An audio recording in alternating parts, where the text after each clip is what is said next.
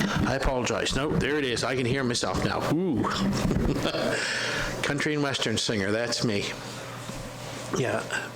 No, on this morning I heard on the news, nothing to do with the offshore, they were doing interviews on CBC radio, and they were talking with a couple who basically by themselves on an island and so on, and asked why. Well, because they were doing research and so on. They have a windmill for their electricity. They also have solar panels, which they say is of no value to them now because they're in darkness 24/7, and all the other things.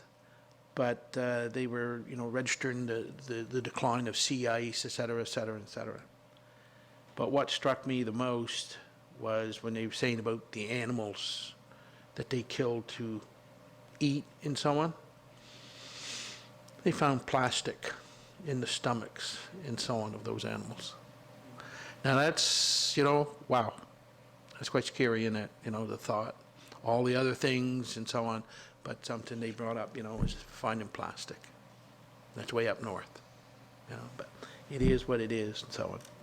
Anyway, item number 4 is presentations. There is no presentation, so we're going to move into number 5, bylaw and policies. 5.1, Commercial Development District Improvement Plan Bylaw C-038-19.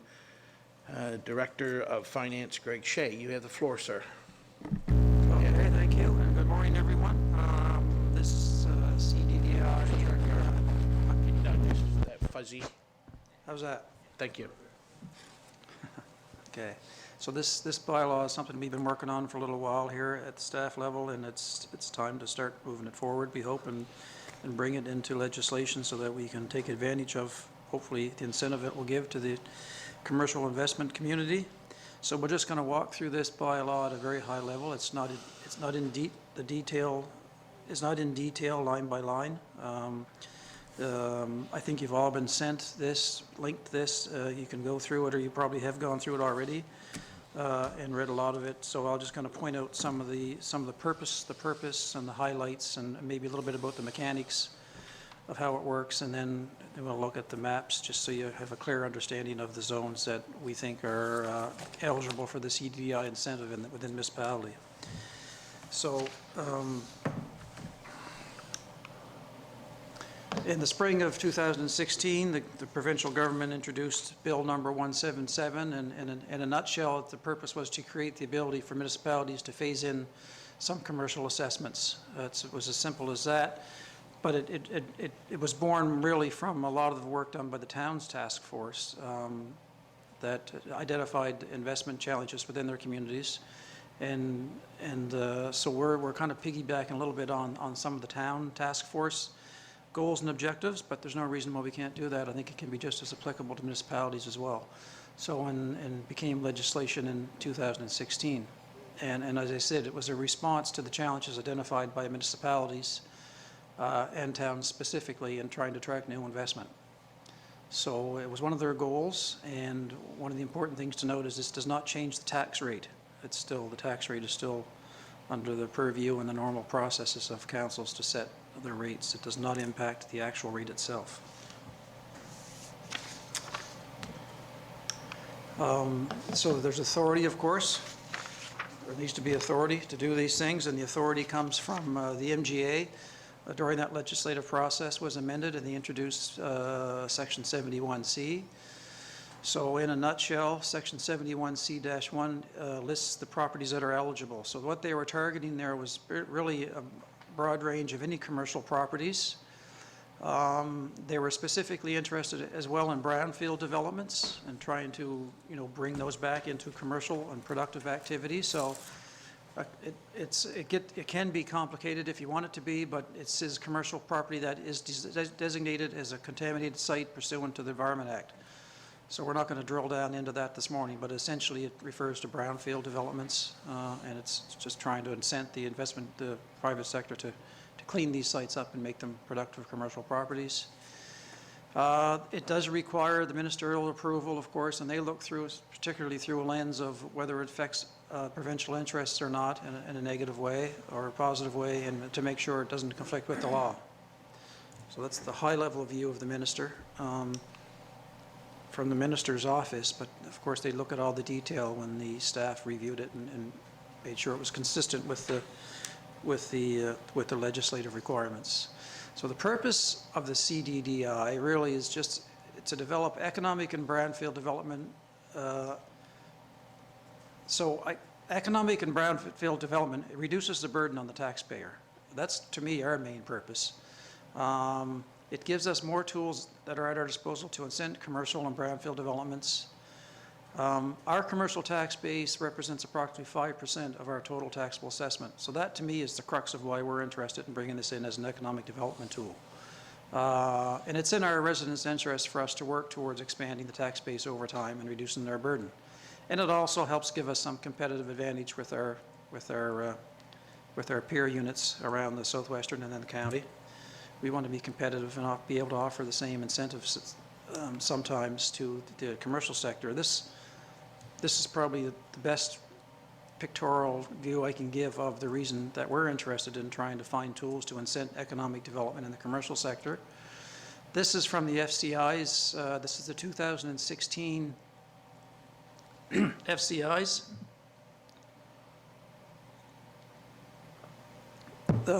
Since then, the department has taken that indicator out of the FCI's. I'm not sure why, but they have. So this is the last available information that I have from the FCI index. And you can see that this is as a percentage of our total assessment. So Modi commercial property assessment as a percentage of our total is somewhere around the 5, just a little below 5%. Whereas the rural average is closer to 11%. And there used to be a rural threshold, which was when they were using it as an FCI, they would create targets for all of these different parameters and benchmarks. And the desired target, they decided at that time for rurals to have commercial assessment was at 10%. So we have a gap to fill there. We've always recognized that, and we've always been trying to work at it with limited ability to have tools at our disposal to induce. So hopefully the CDDI can help provide some of that. So just like a high-level look at some of the important operating parameters within the CDDI bylaw. There is a section of definitions, of course. I didn't lay out any definitions, but there are some that clearly lay out some defined terms like annual rebate, actual taxable assessed value, base year taxable assessed value. Some of these go into the calculation process.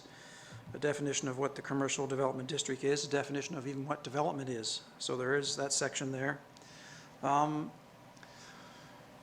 Development within a designated CDDI district. So the district has to specifically be designated within the bylaws and be consistent with our NPS. And one very important parameter is that the CDDI district must be serviced by municipal water and sewer.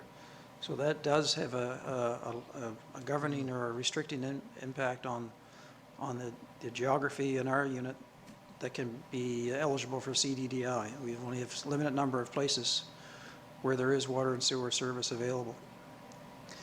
The phase-in of the incentive or the rebate program cannot exceed 10 years. Another very important feature is that the taxes forgiven by the rebate cannot be more than 50% of the taxes that would otherwise have been payable without the rebate. And so the bylaw does not frustrate first lien position attached to municipal taxes. And of course, I think I mentioned earlier, the tax rate, commercial tax rate must be the rate set by the municipality in any event.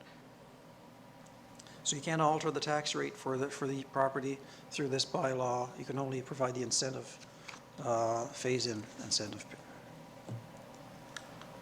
Some other important parameters are that this is arbitrary, but we decided we don't want to get down into the weeds of all kind of nuisance investments and every little $1,000 or $2,000 or $10,000 development that a commercial enterprise might undertake. So we set a minimum of $100,000 of an investment that must before it's eligible to apply for the program. Developers must indicate their desire to participate in the program before the issuance of an occupancy permit. So they can't come to us 5 years after they've been in commercial operation and say, oh, look, I want to go back and take advantage of your incentive program. The developer must enter into a phased-in assessment agreement, which is essentially a contract which lays out the details of the roles and responsibilities and the financial calculations. There is an establishment of a base year taxable assessed value. This is the baseline that's used to calculate the incentive going forward. And essentially, it's the assessed value in the year that precedes the development, the increase in their value as a result of the development. And of course, the subject property must not be in arrears of any taxes or charges.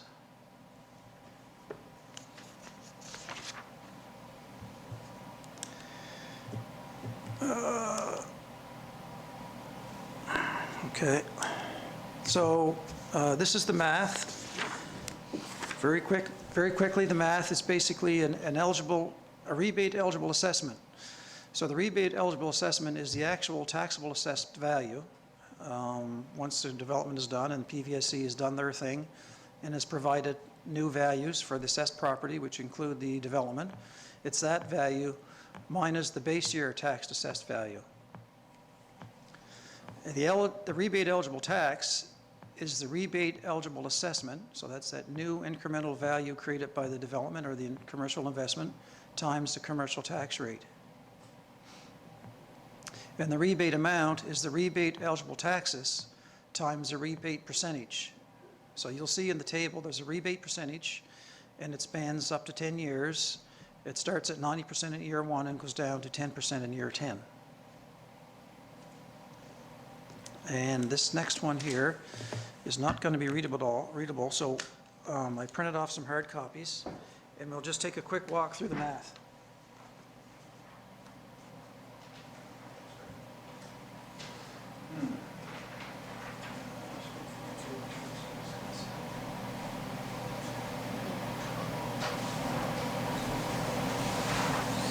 Thank you.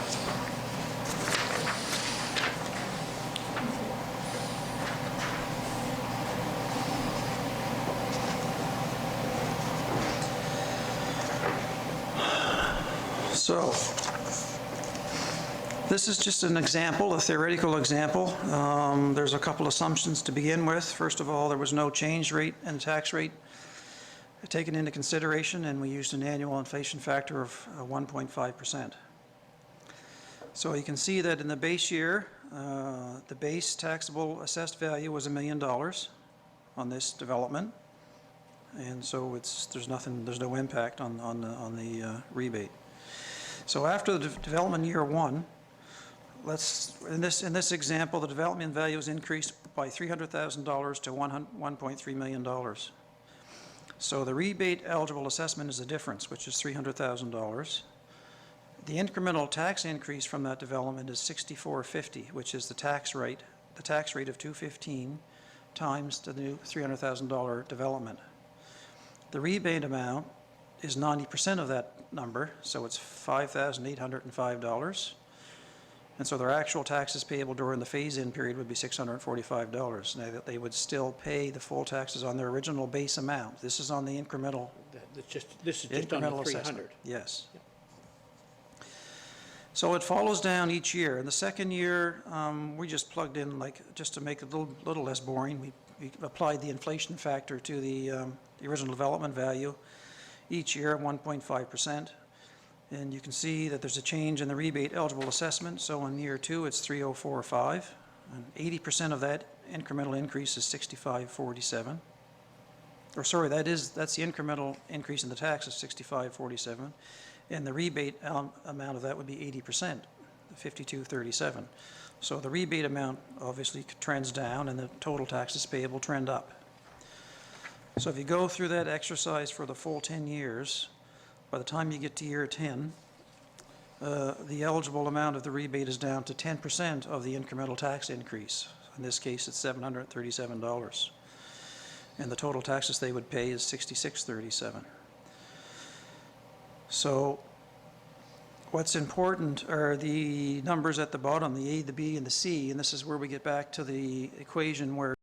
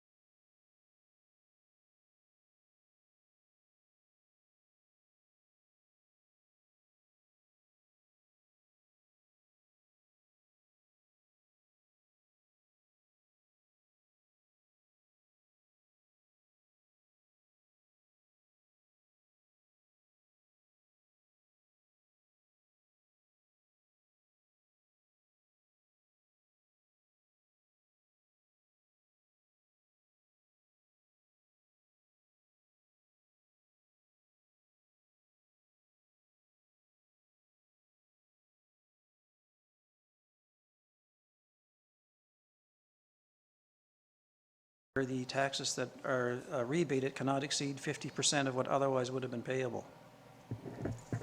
So the rebate amount must not exceed 50% of the incremental increase. So a couple different ways to read this is that C, taxes that were payable, must not be less than 50% of A.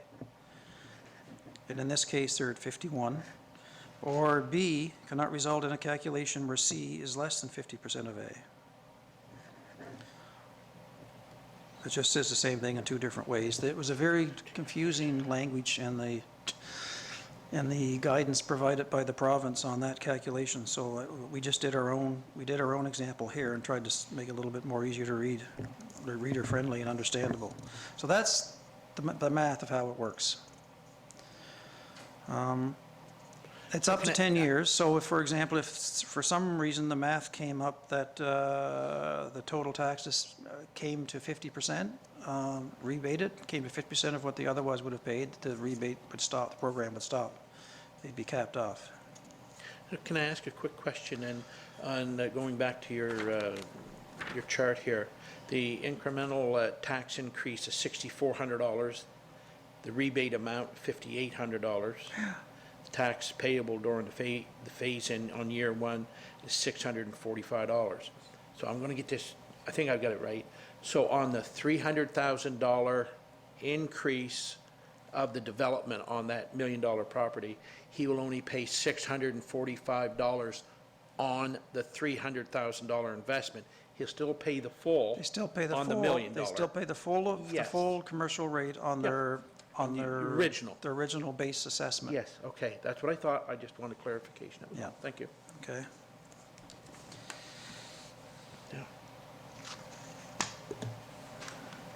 Yeah. So there are, sorry. Go ahead, Trevor, I'm sorry. Yeah, just to clarify, kind of a clarification. So, and I think I heard you say this, so assuming any of these thresholds are exceeded, in the note, that would mean that you would get the 50% exactly. Is that? Yeah. Is that clear? Is that made clear somewhere here that like when you exceed it, you just back to? We would become like a receivable, a collectible back to us. Say Okay. we overpaid the rebate, Yeah. it would become part of their tax payable. And is that clear? Is that It's clear? I'd have to dig through this, Trevor, to see exactly where that is, but I do know it's in there in the contract Okay. somewhere. Yeah. I can support that. So in the contract and in the bylaw, it talks about a requirement for an annual calculation of any rebates that would be due on agreements. And so what you would do is when you do that annual calculation, if somebody is at the 50% threshold, that last payment might be less than what the calculation allows, or they wouldn't receive Yeah. year 8, 9, 10, whatever Right. it is. Once they hit 50%, that's it. I just wanted to make sure it was abundantly clear in the There in the is a- bylaw, so yeah. there's no confusion with the Yeah. developer. In Yeah. fact, in the contract itself, it contains an appendix where you do, it does the calculation and the math. Yeah. And Right. we would do that each year, and so that it couldn't get ahead of us too far before we caught it, Okay. you know? And if I can, Mr. Chairman, Thank to you. Trevor's point, Greg mentioned that, you know, we've chosen to recommend to Committee of the Whole and Council $100,000 projects, and that's largely because there is a fair amount of oversight on our part on an annual basis inside the organization to manage these agreements. So it needs to have the impact on the commercial assessment and on the economy that you desire it to have, given the non-cash investments we're going to put into it on an operational side.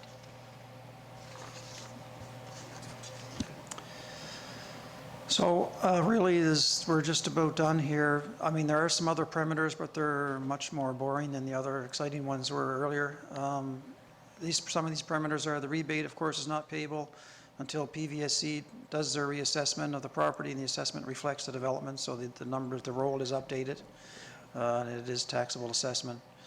The rebate is ceased on demolished property unless it's part of the redevelopment plan. There might be a reason why someone has built something and then they need to do a major reconstruction, which could be considered some type of demolition, to further invest. So that could happen, but it would need our approval in order to be still eligible for the rebate program. On repeal of the bylaw rules survive where a phased-in agreement is in effect until the natural conclusion of the phased-in agreement. So if we enter an agreement with a commercial enterprise and they're in the middle of their program, and then we decide for some reason to repeal this bylaw because it's not working for us or it's not in our interest any longer, well, those contracts would still be honored that were executed prior to the repeal, and they would just follow the natural sunset. And the bylaw must be reviewed every 4 years. So there's a phased-in agreement, which is a contract between the private sector operator, owner, and the municipality. I did not get into any of the in-depth details of the contract or try to lay it out here in point form, all the metrics that are in it and parameters, but essentially it provides the detail around all the eligibility requirements, the rules, the obligations, the responsibilities, the calculations, the default triggers and remedies, the payment conditions, assignability, representations, indemnities, detailed development plans, and drawings. And of course, this bylaw has been vetted by our legal as well. Just as an aside. So that's about it. These are the 3 areas that we have identified as being eligible for CDDI. And I'm going to just hand out these maps too, because I have maps on the PowerPoint there, but you can't see them. Mr. Chairman, while Greg's doing that, if I could, sorry, Yes, go Councillor ahead. Durkee. Another item that's important to note that goes along with requirements to qualify for the program. If there are orders and judgments pending against a property that are not satisfied, orders and judgments from the municipality pending against a property that are not satisfied, it does not qualify for the program. So if through the development office, for example, we have a file, a non-compliance file of some sort open, and the property owner wants to apply for this program, the property owner has to satisfy those orders and judgments that could be open. So Mr. Chairman, I think Yes. Councillor Durkee had a question. Oh, I'm sorry. Go ahead, Councillor Durkee. Thank you. I'm happy to see this coming forward. This is awesome and helpful. What I am wondering, though, is because we have a lot of fishing communities in our area, which would not have sewage and water, but which, however, people may want to develop businesses like Pickneys Point, Sanford, Port Maitland. Is there an alternative that we may be able to offer those individuals who want to set up businesses in those areas?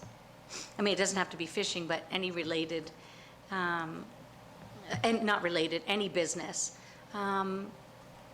Is there something that we could offer them? Because it seems like somehow we may miss something if we just stick to these specific areas because of the sewer and the water.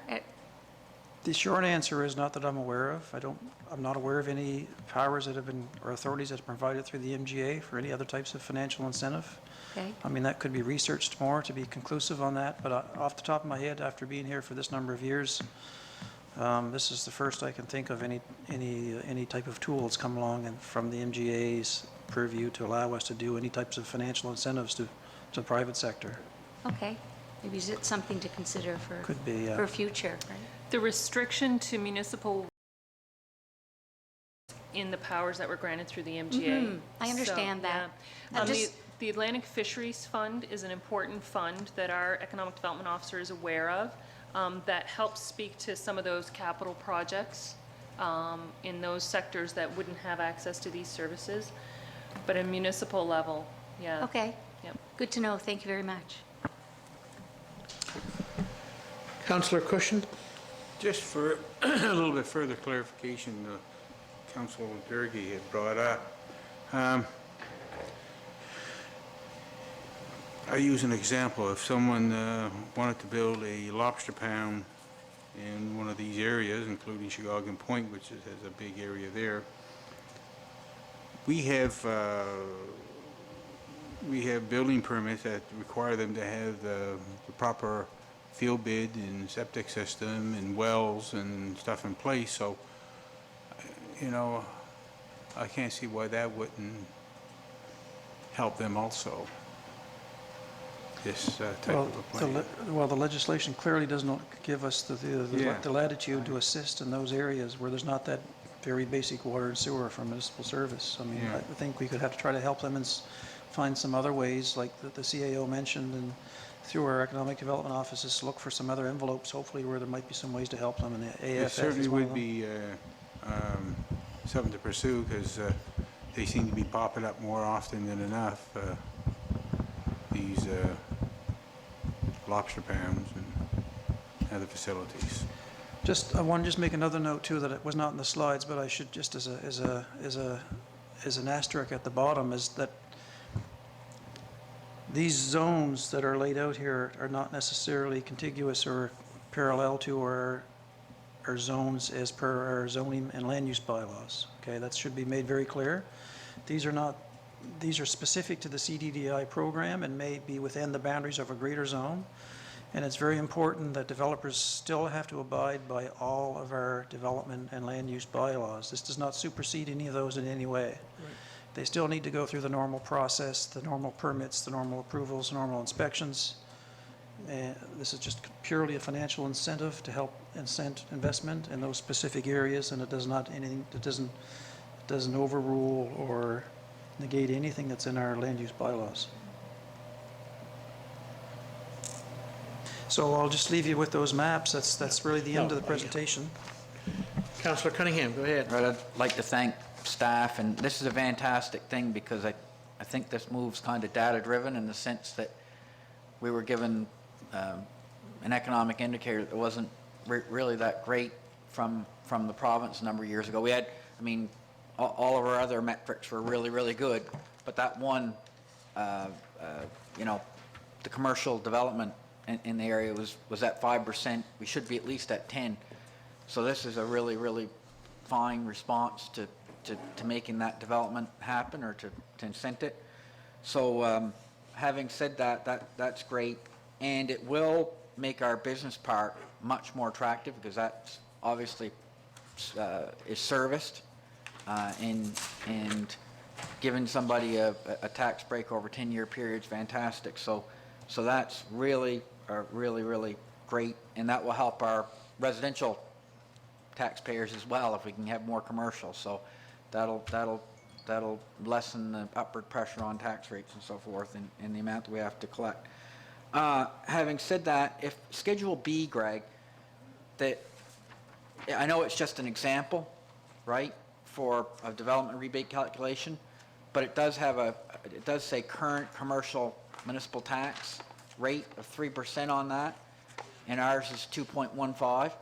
I'm just wondering if that will create some confusion that our tax rate from developers is actually 3. Do you know what I mean? If a developer, prospective developer, were to come in and look at this, they'd say, oh, the commercial rate, they may get confused, even though it's just an example. It's theoretical. If we could redo that, or make a note saying that the MODI, just add a note saying that the actual MODI rate's 2.15, rather than redoing the whole thing at 2.15, it is of a certain date or something like that, just so there's no confusion from the public reading that. That's a good point. I'd prefer to make a note. This is just a sample. It's not real. I prefer to make a note and mention that, you know, our commercial tax rate is subject to change each year with the budget process, and we wouldn't want to be the nuisance of having to remember to update this every year either for the changes. So I think a note would be more appropriate. Was there any further questions of council at this time? Councillor Durkee, go ahead. So Greg, you did mention that this has been vetted by legal already. So are we ready to move this to a regular council meeting for first reading? So I'd like to recommend that. There's a Are we couple. ready for that? Well, there's probably a couple of notations we'll want to make, but they're minor, they're not material. As Greg just mentioned, making sure in the example, we note that that's an example tax rate. That's not stating that that's the municipality's tax rate. I think otherwise than that, yeah, this is, so Greg and I have worked on this, I don't know how many hours, and Mark, and then it's gone through the directors, it's gone through legal, the development office has taken a look at it and has provided constructive comments. And, you know, it's important to note that this is a model document that was provided to us by the province when they gave the powers to municipal councils to do this work. Okay. So we're looking for a recommendation that this To goes move it to first reading. Okay. So would that be the recommendation of the committee on whole? Okay. Yes. So done. Thank you.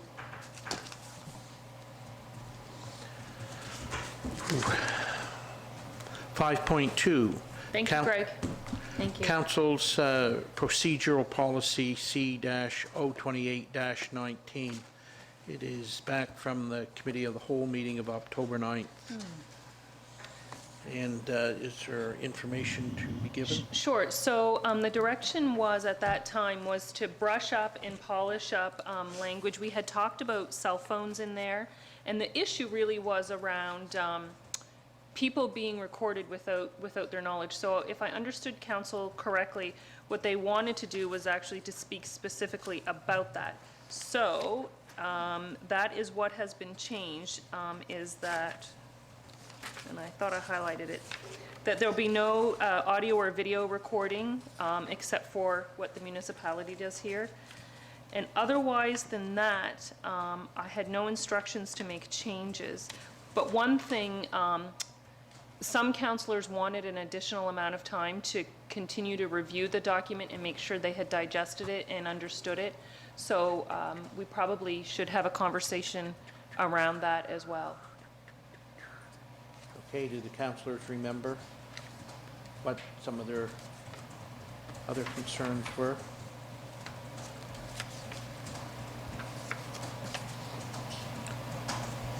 Oh, sorry. Councilor Cunningham. As I recall, that was the issue that we talked about. That's been remedied, and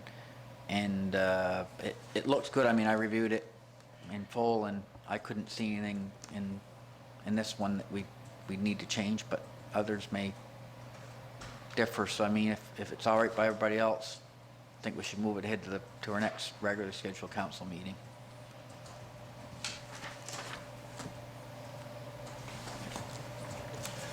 Is there, oh, Councilor Durkee, did you wish to speak? Oh, sorry. No. Okay. I can't remember. I thought there was. So that is the recommendation to move to, I think probably there's one more thing I will point out that is a little bit different than what we're doing now. Right now, our policies around committees of council defaults to Robert's Rules of Order when filling the chair, if the chair is vacant. So what this policy will do is will be more specific, and this policy reads that if for any reason the chair outside of council, so committee of the whole, or PAC, or Heritage Advisory, or whatever, if the chair is not available, and it's not a council meeting, then the committee would elect the chair at that meeting.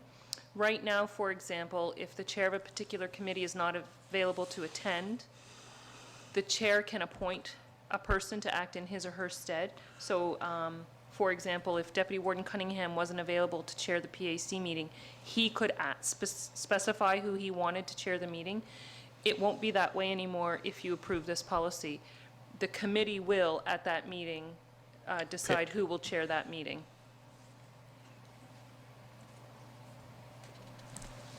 everybody's fine with that.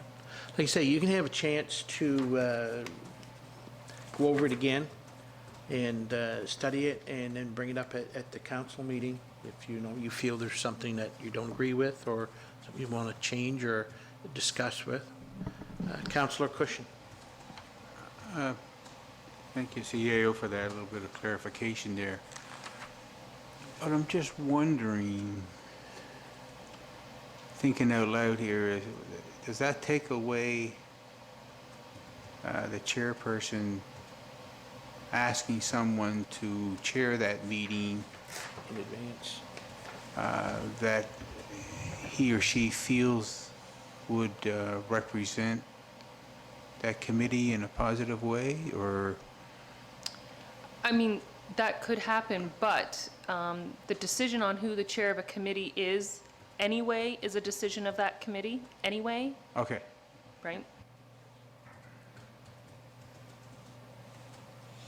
Hearing no further questions, then it's the recommendation to go to the council meeting at the end of the month. Yes, for approval. 5.3, festivals and events policy, F-045-19. You also have that in your package. So I'll provide a little context, Mr. Chairman, Yes. to kick off the conversation. It's my understanding that this policy was directed by council to be developed as part of our economic development initiatives. But it's also come to light that the value of this policy comes around supporting our investment in the Yarmouth and Acadian Shores Tourism Association Destination Management Plan, but also in the One Nova Scotia Report's tourism metrics. What we've learned as we've been developing this document is that more and more frequently, if we have event or festival promoters who want to be listed with the province and be promoted through our provincial networks, there is a requirement to have the approval of the municipality and confirmation that certain elements of the planning are looked after.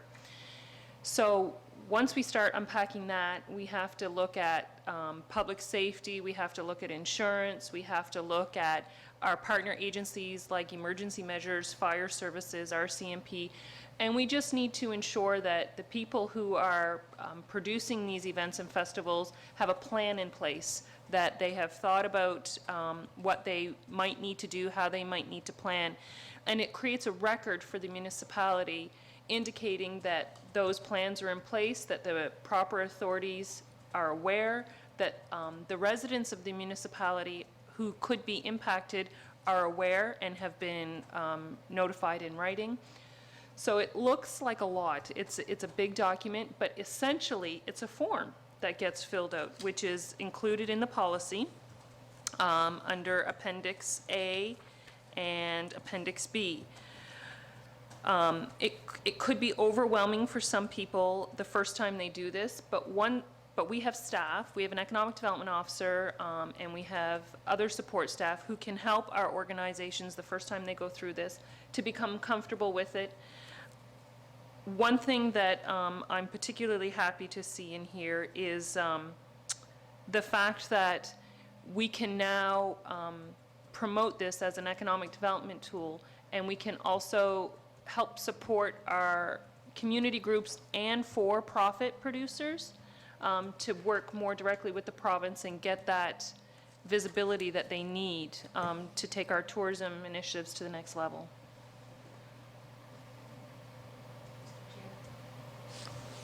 I apologize, I'm kind of, go ahead, Councillor Durkee. Thank you.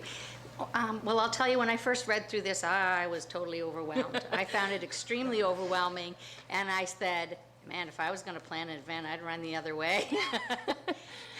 So, yes, I think it's really important that whoever wants to do an event, that they work with our staff in order to go through with what they need now. That being said, what type of events is this required, for which type of events is this required? And the reason why I'm asking is that, you know, if you have your bean supper at Pembroke Hall or whatever, are they going to have to fill out one of these?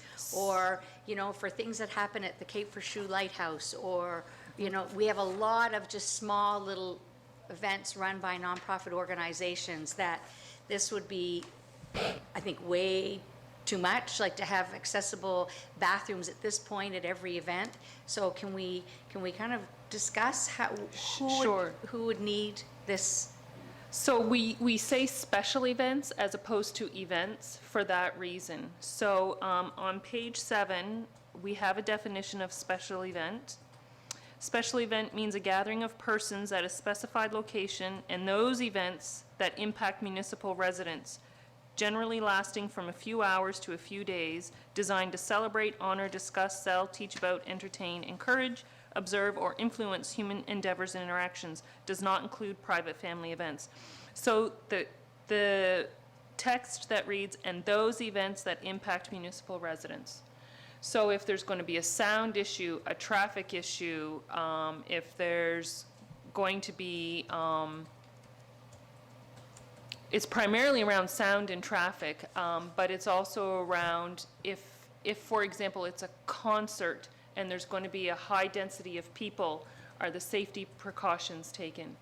So this has also been vetted by legal, and my view would be that if the Pembroke Hall has an event inside their hall using only their parking lot, to me, that's not impacting municipal residents because they're confined to their own property anyway. That's kind of my, and, yeah, I'll leave it at that. Okay, Councillor Christian? Yes, I think this is a good document to protect our municipality, number one, but also protect the organizers of special events to ensure that everything will be up front and the safety concerns would be taken care of. Getting back to Councilor Durkee mentioned about the Pembroke Hall, and our CEO did also, at times the Pembroke Community Hall will hold an event at the old Pembroke Ball Field, which would be just a one-day event for a fundraiser. So again, that's within their, we own that Pembroke Ball Field, or a group owns it that we use, or anything like, it's not municipal property, it's privately owned, right, by the baseball associations or so. Okay, so that, I would view that as a special event. That'd be a special event? Yeah. Okay. But once we do it once, then we're all set. So my vision would be if and when council moves forward with a document, however it ends up looking when it's finalized, that we would work with the chamber and YASTA and probably do some lunch and learns and really work to get people comfortable with the process, comfortable with the tools, and try to mitigate some of that sense of being overwhelmed, because there is a lot of language, there are a lot of questions that we need answered. And that's really around mitigating risk to the municipality if we're going to assign our name to something and approve something. Just as an FYI, the model document that we began our work from came from North Greenville, Ontario, but then we worked with YASTA, we worked with some other neighboring municipalities who are formalizing their festivals and events approval process in Nova Scotia.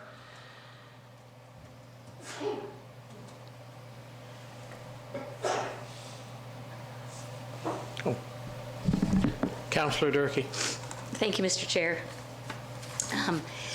Yes, I just am concerned about just some of the requirements. I do understand the implications completely, especially if we want to grow some of the events that we have for economic development purposes. I think it's really important, and I do know that in order for the province to support some of these events, that we need to have this in place, which is great.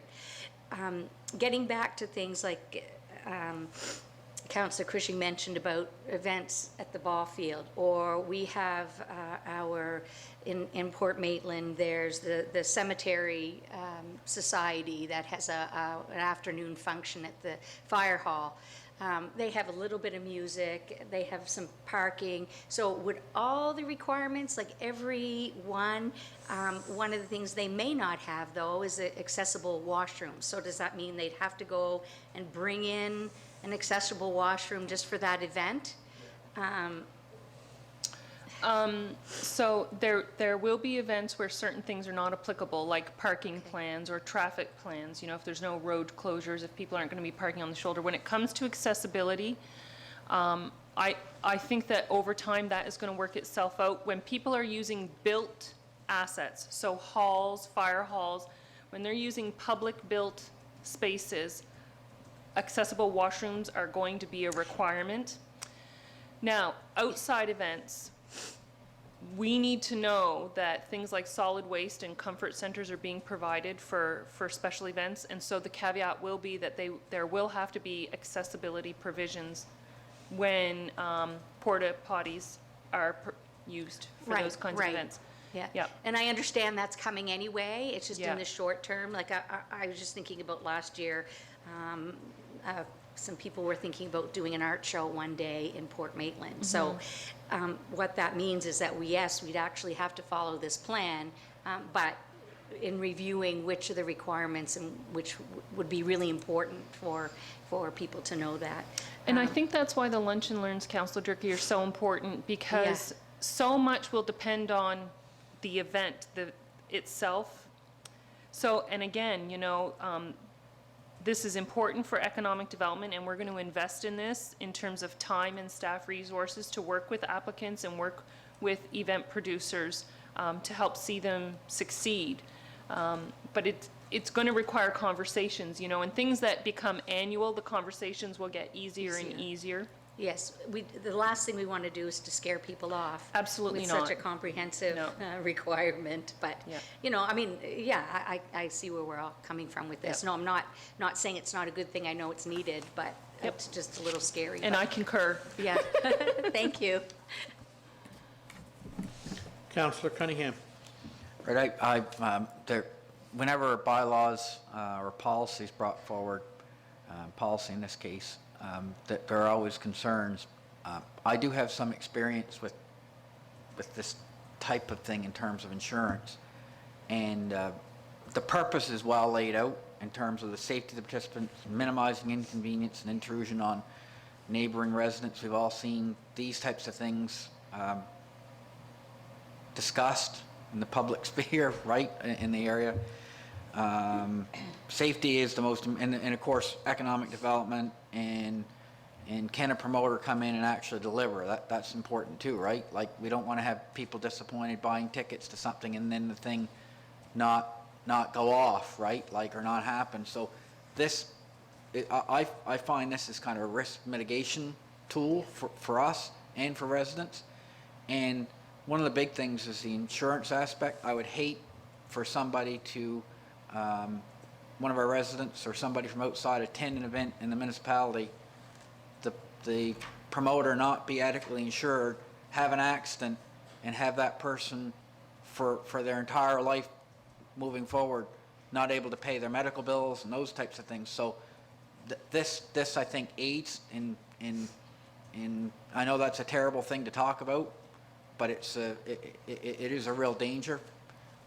Parades I would assume They're are a included. special event, yeah. They're a special event. And I would think that, would it help to lay out some of those types of things that are special events? We can absolutely do And that. Put some examples in that definition. Maybe a T-chart, like what is and what isn't? Like, and I mean, I know it can't be totally comprehensive because there are like millions of things and there's going to be some judgment in the middle is within, but provide a few examples, maybe to make it a little, and that would maybe clarify some of the bean suppers and that type of thing, like a note, if you're in there and there's no parking, then no parking issues or anything like that, then this doesn't apply, so Yep. long as you're insured and that type of thing, but, yeah. I can absolutely include that, and if there are, to me, that's not material, so I can include that for if it gets recommended today to council for approval, that's not a material change, so Right. I could make that amendment for a recommendation if it was to come forward today. Absolutely. Thank you. And I will note that I'm certainly in favor of moving it forward to council, and I think between now and then, if we look for concerns and had a constructive response to any of those concerns by the next council meeting, that would be good. Mr. Yes, Councillor LeBlanc. Have you worked with Argyle in the town on their policy? Have you looked at their policy? We did a scan. I'm going to suggest that we probably looked more at East Hants, Okay. a similar The- rural the municipality. reason I'm saying being this close to the municipality with Argyle and like, there's the Rib Fest that they have in town. Then there's the tuna tournament in Wedgeport. But we would have no jurisdiction No, there. I realize that, but I'm just wondering if there's a difference in the policy that would discourage somebody from having I see what you're saying. an event here, you know? I can if- double, If the town in Argyle is more lenient. I can double check that and get that answer. There's no rush. We can bring this back to the next committee of the whole and have that answer.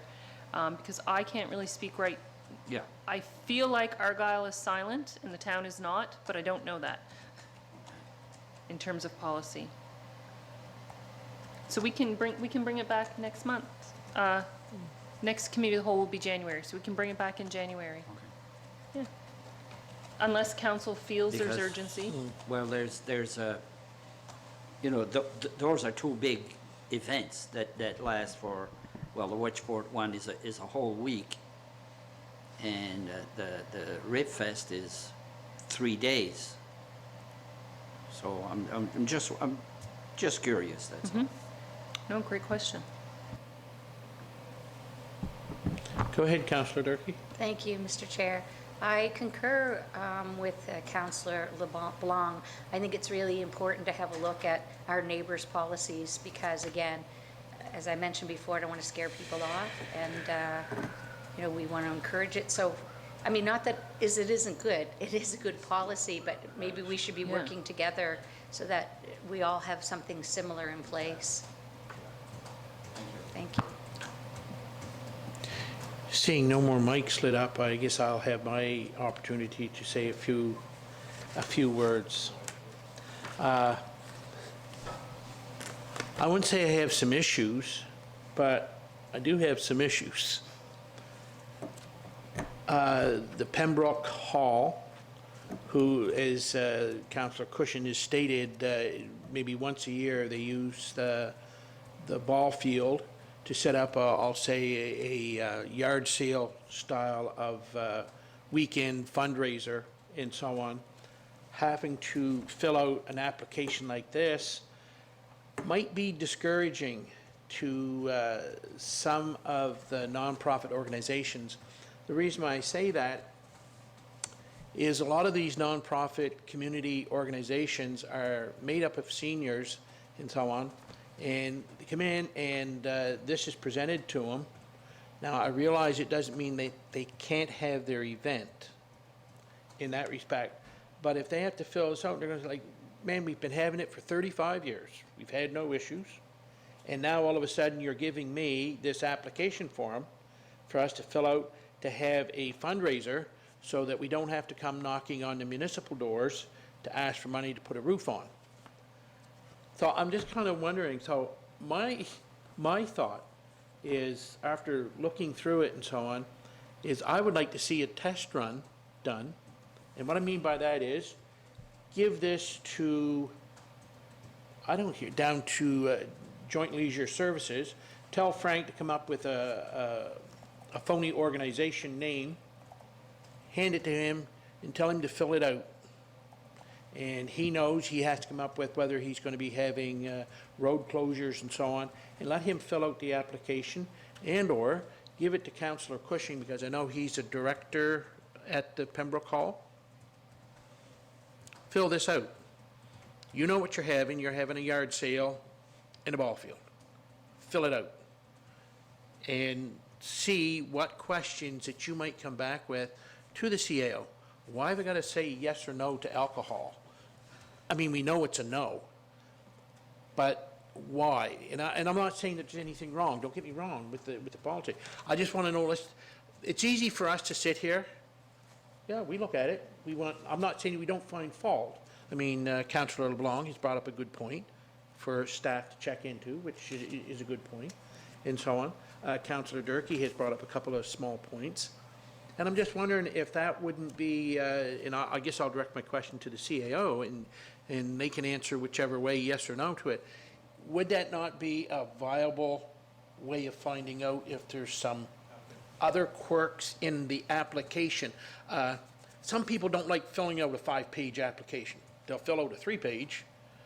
I'm wondering if there isn't anywhere that we can condense it, that if it's a one-day event or it's going to be a 2 or 3 day event. Anything above 1 day, it's a 5-page. If it's only a 1 day or just a Saturday afternoon event, it's only a 2-page, because you don't have, you have traffic issues, but washroom issues, if you're having a yard sale, people aren't going to stay all day at a yard sale, they're and on they go. You don't have to have washrooms and so on. I'm just wondering if there isn't a solution. So I guess I'm directing that to you. Sure, and it's a great question. So just to review, the policies and bylaws we work with the technical team, so the individuals on Team Modi who are involved in that area, we work together to develop the document.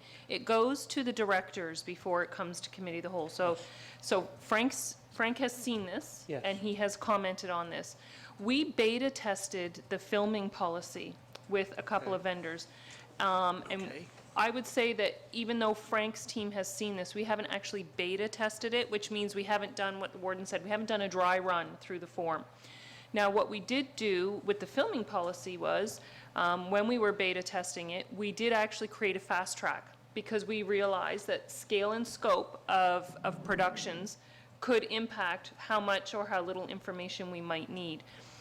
As an administrator, my view was that if something was not applicable, that the organizer would put that on the form. Yes. But we could most certainly take a look at it and see if there's a way to create a simplified version for smaller scale events.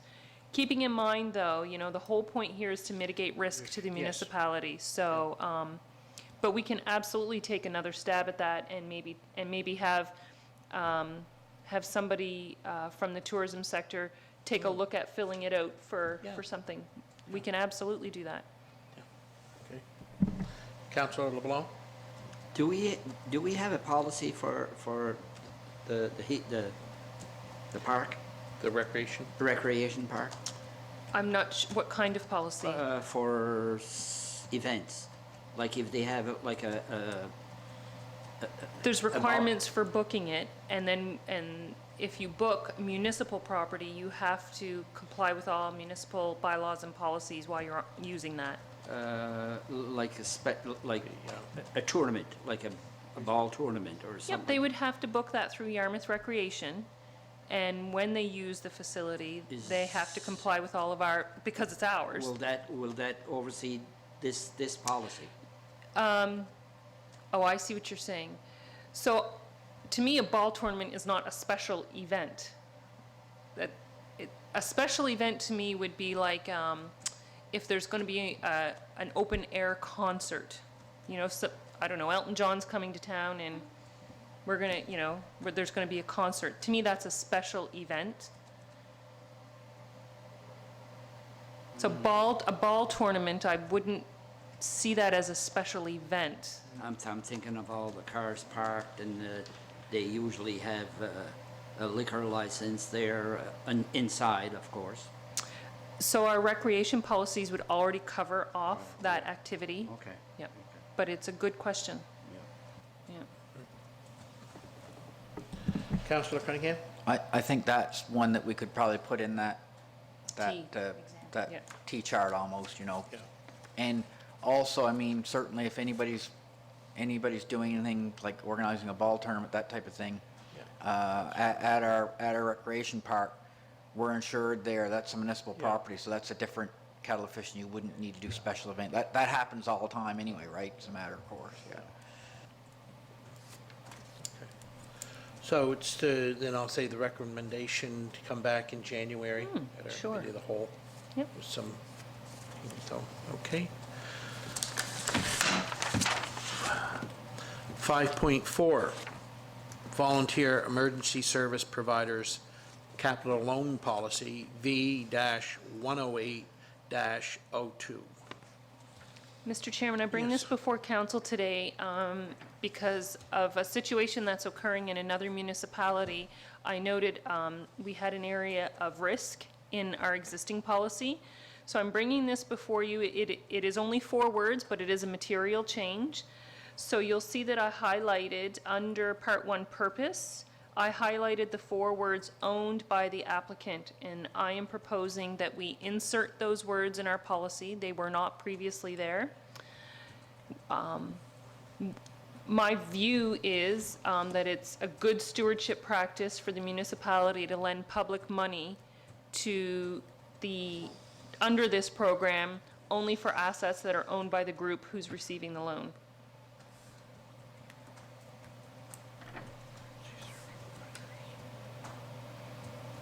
So your current approved policy reads, "The municipality will establish and maintain reserve funds for the purpose of providing for capital loans to registered, functioning municipal volunteer emergency service providers that qualify for major capital purchases, which are to be limited to property or buildings or vehicles deemed necessary to the carrying out of their core mandate," and so on. And I'm proposing we insert, "which are limited to property and buildings or vehicles owned by the applicant." So right now, for example, a volunteer fire department could conceivably apply for a loan, a capital loan, on an asset that they don't own.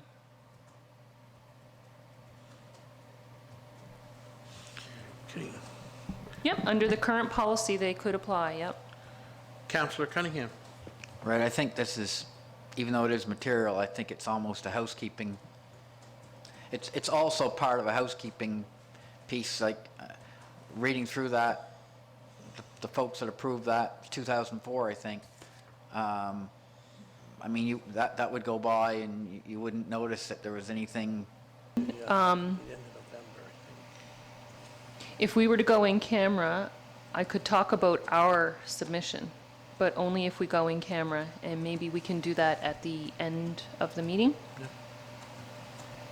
I would be fine with that. Okay. And I apologize, I don't mean to go off on this, but I know if Councillor Cunningham was here, he would probably be just beside himself, because they're in a situation where they don't even have cell phone service in a lot of aspects, let alone internet. So, anyways, just my rant.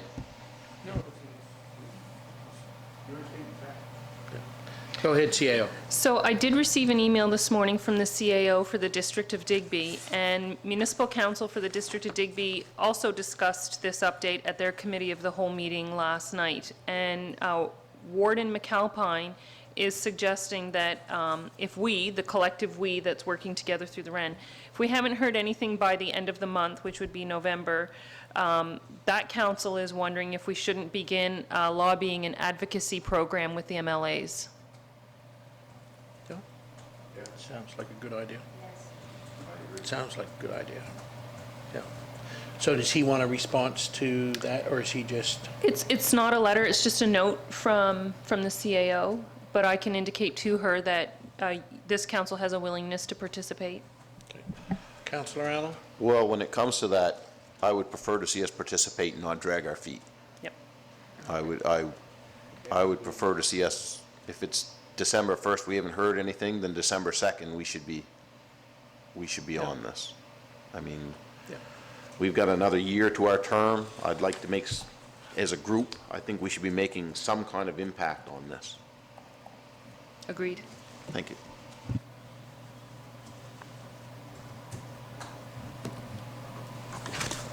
Okay. Moving on then, 6.2. You have in your package the candidate's response from West Nova. This pertains to the federal election. You had a lot of, we had sent, I think it was 5 questions to the different candidates of all the parties for their responses back to this municipal unit and so on. And you have those, whereas the federal election has come and gone, and our new representative from West Nova is Christy Entremont, and from the Conservatives. They've had meetings in Ottawa, and he was on the news, I think it was last Thursday. They done an interview with him after one of their caucus meetings and so on. I thought Chris done quite well in answering the questions put to him and so on. And it's, I guess we all realize within Nova Scotia, Chris is the only Conservative MP and so on, but I know Chris will do quite well and so on. He doesn't mind standing alone sometimes and arguing a point, so I think we'll be well representative by Chris. I have sent a letter of congratulations to Chris on behalf of this municipality. I would like to see us put out or maybe we have a letter of asking him to come in to meet with us when he has a bit of time to sit down and go over a few of the priorities or That thoughts was from us. included in your letter, Yes, yep. okay, that's what I thought, but my memory's good, but it's short. It's short. So is there any comments? Oh, I'm sorry. Go ahead, Councillor Cunningham. Right, the questions that were put to the various candidates for West Nova were internet cellular connectivity, so that is a good segue from the last conversation we just had. Gas tax fund, which is important for us, that allows us to construct a lot of our infrastructure. Other infrastructure funding generally, there was a question about cannabis and immigration, which is really, really important to keep our economy fueled. I know a lot of the businesses, certainly, and folks in this area are pro-immigration because that's going to allow us to grow, and we need to grow. We need to get bigger. Having said that, I think the warden's idea to invite Mr. D'Entremont in to talk about those issues in particular would be useful. I mean, I think it's good. We can learn from him, and I think he can learn from us. So I think that would be an excellent idea. I mean, I know that they're just getting started and don't know when the swearing in is, but perhaps we could invite him in to meet council at his earliest convenience and provide him, schedule meetings and that type of thing. So I think it would be good to sort of start off and begin a dialogue between our municipality and Mr. D'Entremont, since he's going to be representing us moving forward. Yeah. Thanks. Okay. It's my understanding that the Prime Minister is going to recall Parliament in early December and have a short session in recess for Christmas. So the swearing in will be the first order of business for that. Yeah.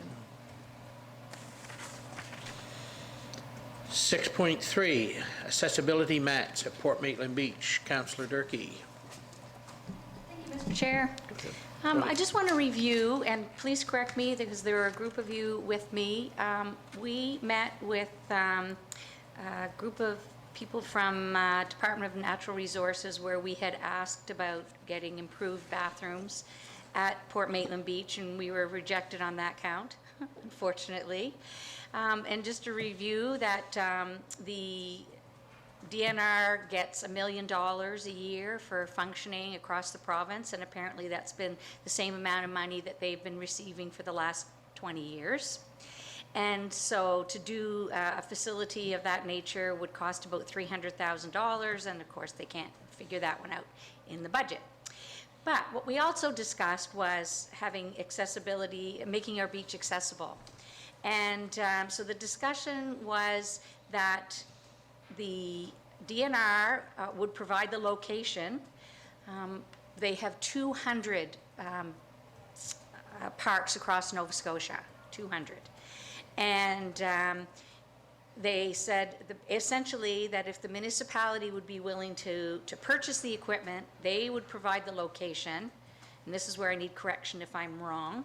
They also said at that point that they would be willing to install the mats and take them out every year, and that they would be willing to house them through the winter months, and that if we had wheelchairs, that they would monitor the use of them.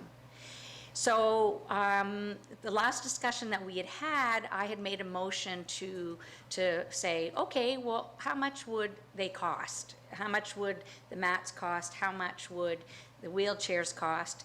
And that was the direction that that we were going. So what I'd like to know is, do we have an update on that information? I do know that Liz was doing a lot of inquiring into that, so yes, do we have an update? Sure. So in my CAO report last month, I briefly touched on the fact that the first hurdle we overcame, which was having DNR agree that the Port Maitland Beach would qualify for that program. So the next step was to go get 3 quotes. 3 quotes are required, and so we are working in the marketplace to get 3 quotes. There are not a lot of vendors, and it's difficult to get them to respond. So it's my understanding we have some of the quotes in, but not all of them. Those quotes are required in order for us to apply for funding to help pay for this. So that's where we are in the process. We are following up regularly with emails and phone calls. It's a struggle when the marketplace isn't responsive to your inquiries, but we must have those 3 quotes. So that's where we're at. Okay, do we have a ballpark? What are they looking like? What are the prices looking like, Liz? It's going to depend on what we want. Okay, Before I can get a price, so we would need to know how many mats we want, how long they would be before I could get a price on them, so we need to determine that too. But I am trying to get a listing of prices, so then maybe once you have the listing, then you can say, okay, this is what I want, I don't want this. But it's a struggle to get them to respond. With their product, okay, yep. right. And is DNR assisting with this at all? I know that they have approved the site. The first thing was a site approval, and that's been approved. The next step would be, yes, how long a mat do we need? Like, can they help with that, or? DNR has answered any questions we've had, and some other municipalities have also been helpful Okay, in great. going through this process. Okay, so as the information becomes available, then it will be shared. Yes, ma'am. Thank you very much. Moving on to item number 7, business. 7.1, funding application, regional planning service. Is this something that you're? Okay, I'm just going to step out for a second.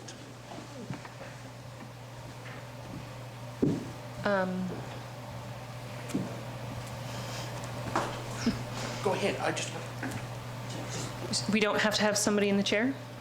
no, I'm only going to be seconds. Okay, all right, good. In your package was a request for decision. The request for decision is around approval to apply for funding under the Municipal Modernization Program to look at a regional approach to the solution for the need to have planning services dedicated to our region. So as you're all aware, our planner that we shared with the municipality of Argyle retired last year. We've been working on a contract basis with a planner who's working really only for us and one other municipality. Lots of municipalities in Nova Scotia are contracting with big firms for planning services and are getting a level of customer service that you might expect when you're one of a slate of clients. We know that the interim planner we're working with has given me a firm deadline of March 31st, and he needs to be done. So at the AMA level, regional level, we've been talking about a regional approach to planning. We've taken a look at some models that exist in other jurisdictions where the disciplines around planning come together to work together. So for example, GIS technicians, planners, development officers, they work closely together. And what we're hearing from the people who work in these specialties is their ideal work environment is where they're not in a silo separated from those other expertise, where they work collaboratively. So the pitch is that we be given approval to work with the AMA Southwest region to apply for funding under the Municipal Modernization Stream to engage expertise to help us craft what would that look like for us. So we're not saying we're going to do it. I'm looking for permission to apply for the money to look at, if we were to do it, what would the structure be, what would it look like? Councillor Cunningham.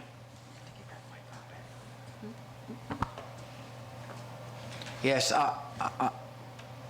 I'm a believer in the regional approach on this. We can share the cost and get a better product. And I mean, we Southwest, we do a lot of things together. I'm seeing the municipality of Shelburne and town of Shelburne, Barrington, town of Digby. So all of these units, I think, would benefit from a shared approach. And again, we're not committing to anything. We just need to have the facts as to the best move forward. So I think 100% we should move forward with this. So we should take it to council and approve the expenditure. Especially, it's 10-cent dollars, so that would be fantastic.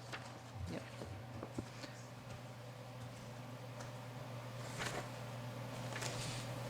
Is there any further? Okay. Councillor Cushion. I see that the interested parties are the municipality of Argyle, town of Digby, municipality of Digby, municipality of Barrington, town of Shelburne, municipality of Shelburne. Where's Clare?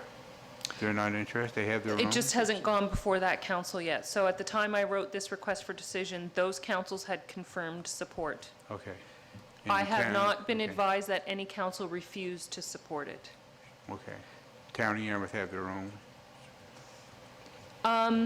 They have their own planner right now. They are participating in this conversation. I don't know where they are with it. Yep.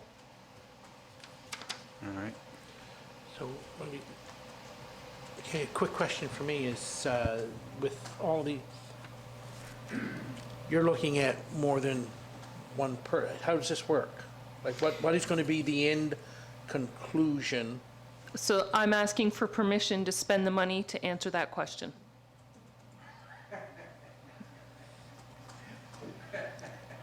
So this would be a joint application Yes. to the Municipal Modernization Fund to get 90% funding Yes. to answer that question. If we were to do this, what would it look like? What would we end up with?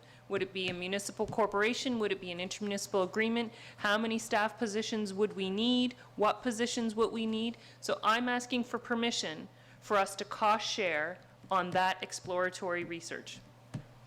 Okay, so I guess then I can direct my question to you then, is the CAOs of the municipal units, other than Clare at this moment, think this is all a great idea to go forward? Planners and so on all think this is the way to go? Well, you know, the struggle's real.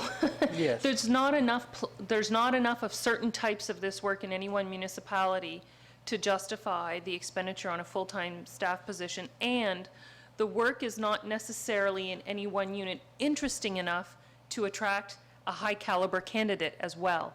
So if we work collaboratively, we create that critical mass we need for interesting work and enough work to justify the investment. And of course, it would be a cost-share investment. Okay. So turn your mic on. N- I just wanted to say that the town's got an opening, a job opening for a planner. That's right. So the town of Yarmouth does have a term position advertised for a planner right now. Councillor Cushion. With the several partners that are involved already, and if they all agree, I think you're saying is you'll be able to answer some of the warden's questions about how many staff would be actually needed in order to do this type of work, and cost shared amongst all. So some of your arguments would be where would the staff be located at, or would they be traveling staff from place to place to place? All of those things would get looked at, yep, You have to look at and all that. recommendations would be made. Seems to me you wouldn't want the staff to be bouncing all around everywhere. They should be able to focus on say the municipality of Argyle first, get that done, unless something came up or something, correct? I'm not sure I agree with you. Okay, Yep. well, that's why I Because it's asked. not, you know, and of course, this is all to be determined, but, you know, it's not just about reviewing the municipal planning strategies and land use bylaws. It's fielding rezoning requests.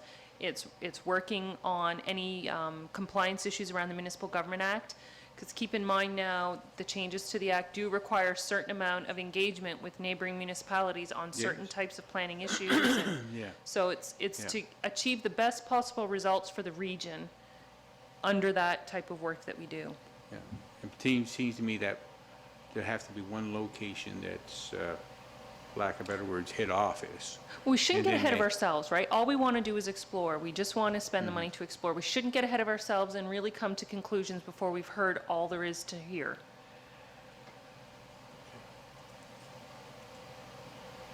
Okay. Councillor Cunningham, go Yeah, I ahead. mean, I'm just guessing, but I would think in the report, they may mention something like, and again, I'm getting ahead of myself, but they may mention something like consistency, because that's often been a problem with having different planners over time, whether it's somebody we hire and then we hire somebody else, the lack of consistent treatment of all of these issues is a problem from, not only from municipality to municipality, but within a municipality. So I think this is going to really, I think the report will really show that this will be beneficial and that they'll give us a good way to move forward for sure, so. So I guess my question, I see here in your information letter, looking at $7,500. That's a guess, that's a Yeah, best yeah. guess. Yeah, we're thinking that it's about a $75,000 body of work to work with consultants. And if we leverage 90% funding, which, by the way, it would be the first and only application to that funding stream to date, then that leaves the municipalities who say yes, that leaves us to cost share $7,500. And we would, between us, and we would do it based on uniform assessment and population. It's pretty, so really, it's better than 90% dollars for Modi. So it's $7,500 amongst all of the municipal units. Right. If the bid comes in at 75,000, right?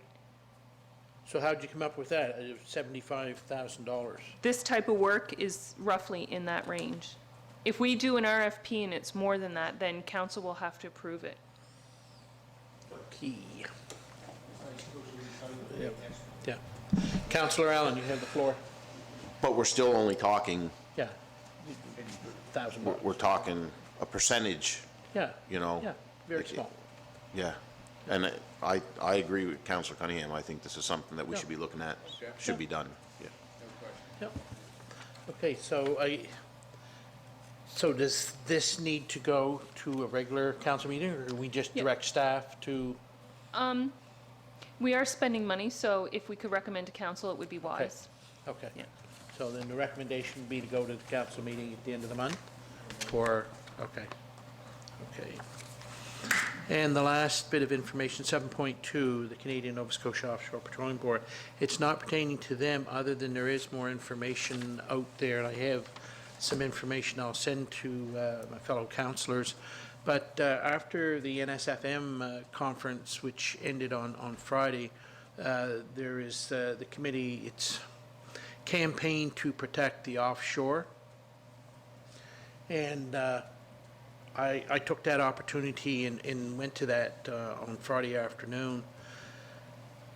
And there was two speakers, and they were from the U.S., from the Eastern Seaboard, Mayor Sheila Davis and John Weber. He's a councillor from New Jersey, and she's from North Carolina. And it was surprising to hear their take on the U.S. side to not allow drilling on the Eastern Seaboard and off the Scotian Shelf. When Councillor or the Deputy Warden talks about ingrowth in the summertime of residents and so on to his area, people in summer cottages, where Mayor Sheila Davis is, if you knew the size of her community and what it grows to, it grows from just under 1,000 people to 35,000 people in the summertime. And just in her area.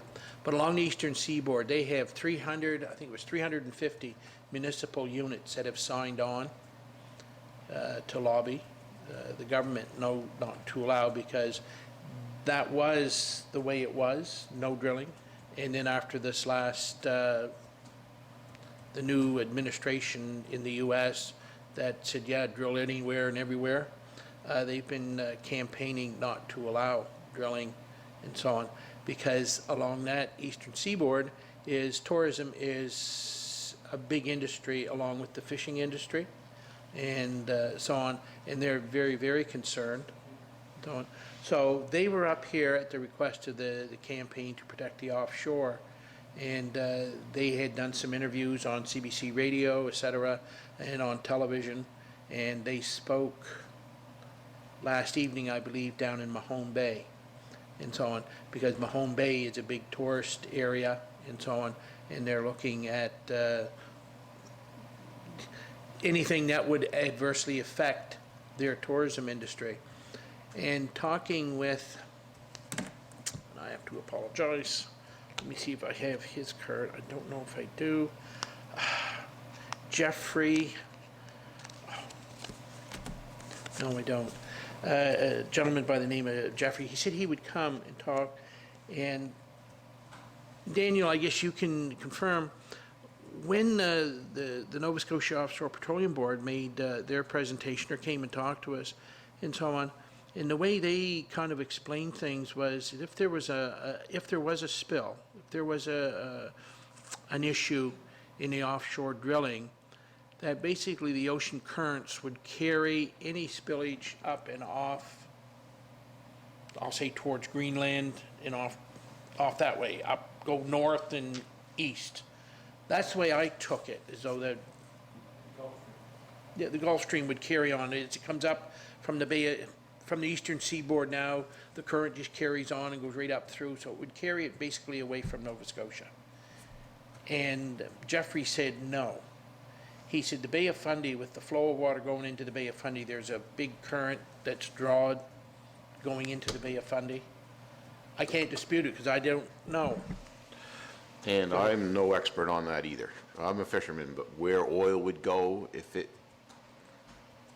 I wouldn't even want to guess. Okay. I believe any spillage is going to be bad. I don't know, regardless if it spills, I don't care where it goes, it's still in the ocean. And Okay. it's not going to be good for the environment regardless of whether it's Nova Scotia, whether it's goes up towards Greenland. I wouldn't want to see it go anywhere. Yeah. No, That's, no, but I agree. that's Yeah. my personal opinion. I mean, like I said, I obviously, people know me, I make my living as a fisherman, and I wouldn't want to see anything. I mean, Southwest Nova Scotia thrives on the fishing industry. We could not afford to have an oil spill ruin what we have. No, and I'll agree with you. The reason when the first group came in and presented to us, and back in, was it October of 2018, I think it was, and presented to us, and they were looking for support from municipal units. Well, they had a map that they had up at this presentation, and every municipal unit that was had signed on with a resolution was in yellow, and all the other units that hadn't signed on and ones that they hadn't talked to were in gray.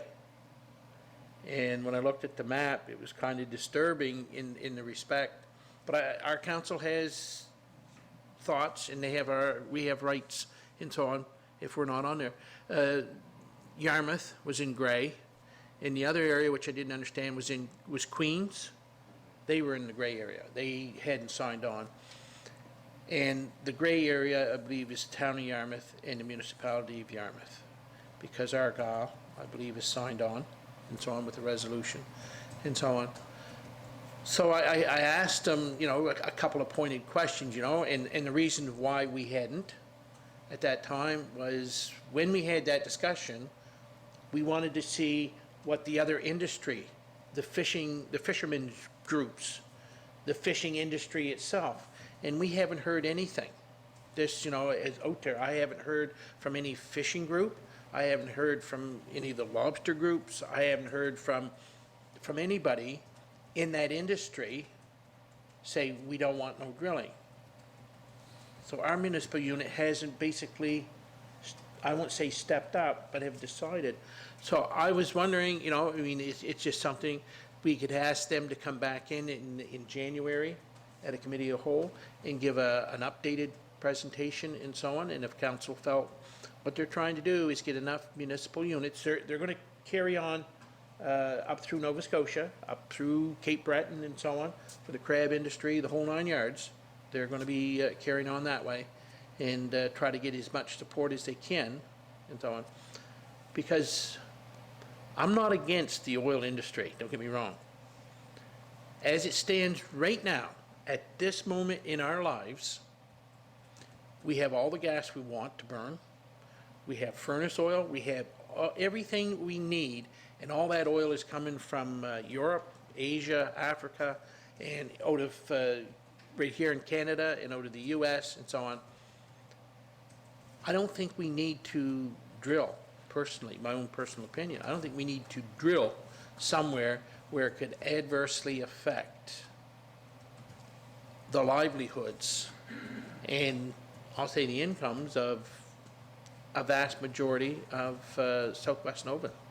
That's my opinion at this time. So I guess my request would be, after there's some discussion, if you folks would like to have them come back in to give us some updated information on, and if we felt we still didn't want to, that's fine. And so we'll go from there. But Councillor Allen, you have the floor. And I think some clarity is, I want to say that the group isn't opposing offshore petroleum. I think what they're after is more stringent regulations on how it's done. I could be wrong, but I really thought their problem was that there's not enough safety. It's the regulations on how they perform. They don't feel that the Canadian Petroleum Board is